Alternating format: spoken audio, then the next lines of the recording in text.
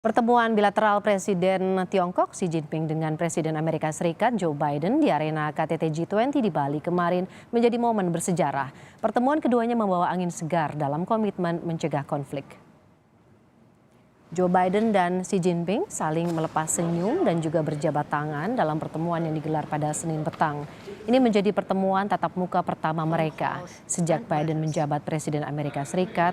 Dan sejak 2018 hubungan Amerika Serikat dan Tiongkok memburuk karena Amerika melancarkan perang dagang kepada negeri tirai bambu itu.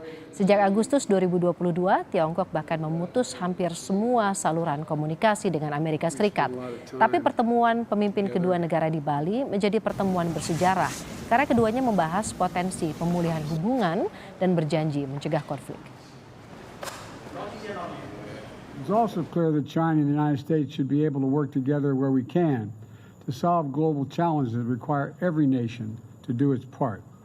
We discussed Russia's aggression against Ukraine, reaffirmed our shared belief in the threat or the use of nuclear weapons is totally unacceptable, and I asked that Secretary Blinken travel to China to follow up on our discussions and continue keeping the lines of communication open between our two countries. Looking ahead at the G20 meetings tomorrow, we're going to be taking on the very issues that matter to the people's lives, not only here, but also our allies and our partners.